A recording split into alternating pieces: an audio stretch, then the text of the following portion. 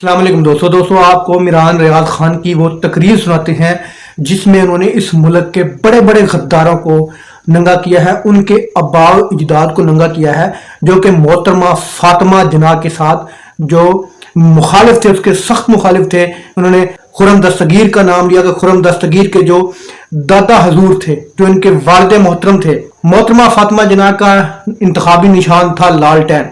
तो खुर्रम दस्तगीर के अबाओ इजदाद ने, उनके दादा बाप दादा ने वो उस लालटेन को कुतिया के गले में डालकर गुजरावाला की सड़कों पर उस कुतिया को फिराया था, उसके गले में लालटेन डालकर।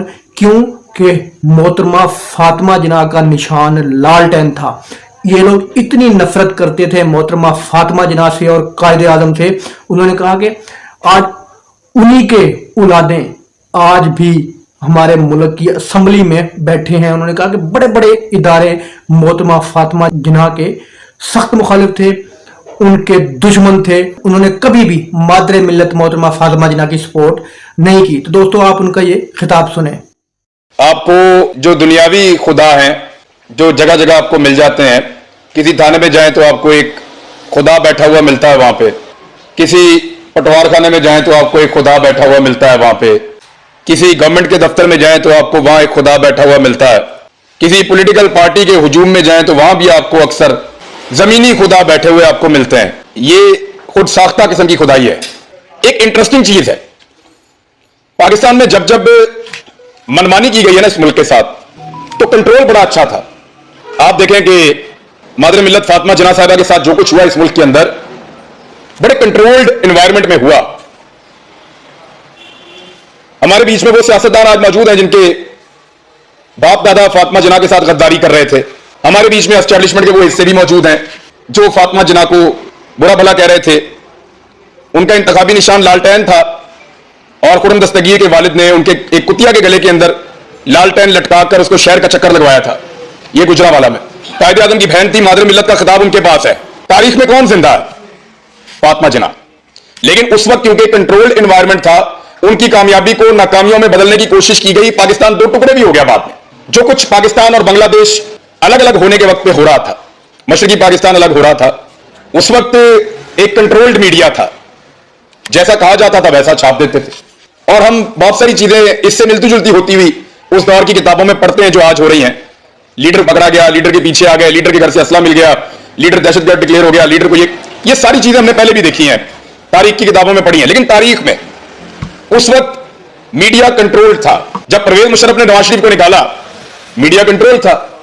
जब 4 दफा 90 की दहाई में रजीम चेंज किया गया तो मीडिया कंट्रोल था। हत्ता कि इलेक्ट्रॉनिक मीडिया पे उस वक्त भी काफी कंट्रोल था जब परवेज मुशर्रफ ने जजेस को निकाला। सन 2011-12 के बाद आपके पास एक नया मीडियम आता है, सोशल मीडिया। पाकिस्तान में गुज़िश्ता 10 सालों में इस मीडिया ने तहलका मचा दिया। पाकिस्तान का मीडिया आज भी कंट्रोल्ड है। कैसे? मैं आपके सामने हूं, फिर बेरोजगार हूं चौथी दफा। इस रजीम चेंज ऑपरेशन के बाद मैं चौथी मरतबा बेरोजगार हूं। कंट्रोल्ड है ना मीडिया। फिर तो मुझे कहते हैं ये वाली बात करो, मैं नहीं करता तो नौकरी फारिग। इस दफा तो मैंने खुद रिजाइन दिया है, वो मैं नहीं चाहता कि मेरे बोलने की सजा कोई और काटे या मेरे बोलने का जो जुर्म है उसकी सजा किसी और को मिले। और दुनिया ने देखा कि मेरे रिजाइन देते ही क्या हुआ, उस टीवी चैनल को फिर बंद किया गया, बोल टीवी को दोबारा। क्यों? वो कंट्रोल नहीं हो रहे। 1-2 टीवी चैनल्स को छोड़ के आपके बाकी सारे टीवी चैनल्स कंट्रोल हो चुके हैं। ये इस तरह के माइक्स होते थे, ये ऐसे। मेरे सहाफी साथी जो है ना, 55 रुपए किलो आटे पे ऐसे मुंह के अंदर फिट कर देते थे माइक, गरीब आदमी के। बताया नहीं कितने का आटा, वो बेचारा वो क्या कहेगा, महंगा है जी, 55 रुपए का भी महंगा है जी।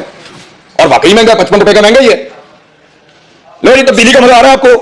लो जी, रियासत मदीना में आटे की कीमत है। ये कौन करवा रहा था? कंट्रोल्ड मीडिया था। आज 155 रुपए का आटा कराची में मिल रहा है। सारे सहाफी वो वाले जिंदा, ये वाला बाइक भी बिल्कुल ठीक है, और शहरी भी वहीं पे मौजूद हैं, दुकानदार भी वहीं पे हैं, चैनल्स भी वही हैं। आज कोई नहीं पूछता कि आटा महंगा हो गया या नहीं। क्यों?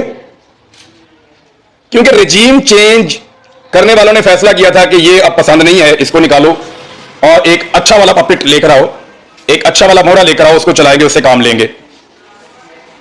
तो जब रजीम चेंज हो गया तो उसके बाद अब आटा महंगा थोड़ी होगा, पेट्रोल महंगा थोड़ी होगा, बिजली महंगी थोड़ी होगी।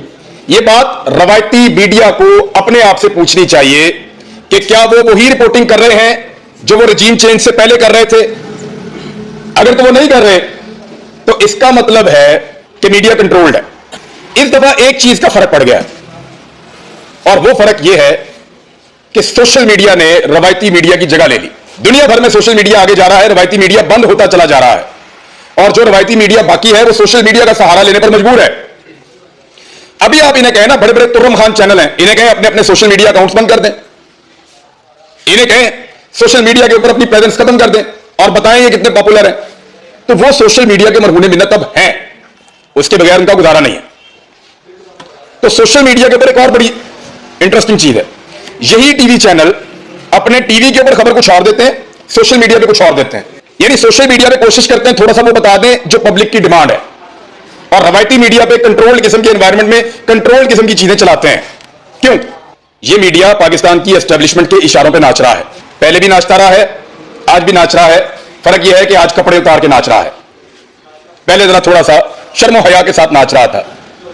अभी ये बहुत बेहुदा और नंगा नाच है जो पाकिस्तान का मीडिया नाच रहा है पाकिस्तान की एस्टेब्लिशमेंट के कहने के ऊपर, लेकिन पाकिस्तान की कौम इनको देख रही है। अब सोशल मीडिया का दौर है, जो आपने कल किया इस मुल्क के अंदर, कायदे आजम मोहम्मद अली जिन्ना रहमतुल्लाह अलैह से लेकर बेनजीर भुट्टो की शहादत तक और उसके बाद होने वाले रिजीम चेंज ऑपरेशंस तक, जो कुछ भी किया उसके ऊपर वक्त की गर्द पड़ती रही और कंट्रोल्ड एनवायरनमेंट में चीजें कंट्रोल में रही। अब नहीं तो जितना मर्जी आप घसीट लें, 1 साल 2 साल 4 साल 6 साल 10 साल, ये वो नस्ल है जिसको आपकी नस्लें याद रखेंगी। क्योंकि हर चीज को एक जगह पे जाके लॉक लग जाता है ना, एक जगह आती है जहां पे जाके बस अब बंद जाता है कि इसके बाद इससे आगे नहीं, वो वाला नहीं। मुझे ऐसा महसूस होता है कि वो आ गया है। मुझे लगता है कि पाकिस्तानी अपने फैसले करने में आजादी से सोचना शुरू हो गए हैं। यही मीडिया कल तक बाकी पॉलिटिकल पार्टीज की एहतजाजी रैलियों को, जलसों को, पथराव को, पुलिस के साथ तसादुम को ग्लोरीफाई करता था, ग्लोरीफाई। आज एक पॉलिटिकल पार्टी है, उसको ये मीडिया दहशतगर्द बनाना चाहता है, लेकिन बन नहीं रहा। क्योंकि बयानियां बनाने का काम जो कल तक मीडिया के पास था पाकिस्तान के, और एस्टेब्लिशमेंट की ख्वाहिश पे बयानियां बना करता था, आज वो बयानियां पाकिस्तान के डिजिटल मीडिया पे बन रहा है। तो डिजिटल मीडिया के जो प्लेटफॉर्म्स हैं उन्हें इकट्ठे होना चाहिए। मैंने अरशद शरीफ भाई को फोन किया, मैंने उन्हें कहा कि अरशद भाई आप अपना सोशल मीडिया के ऊपर एक वीलॉग शुरू करें। He was not in Pakistan. तो उन्होंने मुझे कहा कि वो मेरा फील्ड नहीं है, मैंने कभी किया नहीं है और मुझे उसके बारे में ज्यादा पता भी नहीं है। तो मैंने अरशद भाई से कहा, मैंने कहा आप करें अरशद भाई, इसके कुछ फायदे होंगे। नंबर 1, जो लोग आपको चुप करवाना चाहते हैं वो नाकाम हो जाएंगे। नंबर 2, आपके अंदर जो एक जर्नलिस्ट का कथारसिस यही होता है कि वो बोले और बात बताए। एक जर्नलिस्ट जो है उसको तकलीफ यही होती है कि उसकी आवाज पहुंचनी चाहिए। मैंने कहा आपको एक इनर पीस भी होगा कि जो आप कहना चाहते हैं वो आप कह रहे हैं और बात लोगों तक पहुंच रही है। 2 चीजें। तीसरा, मैंने उन्हें कहा कि यह पता चलना चाहिए कि हम में और मुल्क दुश्मनों में बहुत फर्क है। मुझे पता है अरशद शरीफ बाहर जाकर भी जो बात करेगा वो वही करेगा जो कानून और आईन के मुताबिक होगी। अरशद शरीफ ने बाहर जाके कोई पाकिस्तान का गद्दार नहीं बन जाना था। तो इससे सबक हासिल होना चाहिए एस्टेब्लिशमेंट को भी कि उसने वही बात की जो वो पाकिस्तान में बैठकर कर रहा था। आज साबिर शाकिर ने जितनी बात की है पाकिस्तान से बाहर, जितने भी लोग हैं आप उठाएं, क्या वो पाकिस्तान में भी ऐसी बात नहीं करते थे? क्या उनका रवैया बदल गया? क्या वो गालियां दे रहे हैं? मुहित पीरजादा, क्या वो गालियां दे रहे हैं? उनका रवैया बदल गया? नहीं, वही है। तो ये जो कंट्रोल करने की एक कोशिश थी ना, इसको सोशल मीडिया ने नाकाम बनाया है। हमारे पास एक नया हथियार है, लेकिन इस नए हथियार के साथ नई जिम्मेदारियां भी हैं। नई जिम्मेदारियां ये कहती हैं कि आप जज करें कि क्या ठीक है और क्या गलत है। मेरा सहाफती नुक्ता नजर यह है कि सही और गलत के बीच में अगर तो मेरे दिमाग के अंदर कोई घंटी मौजूद है और वो बज रही है, तो वो मुझे बताएगी कि सही क्या और गलत क्या है।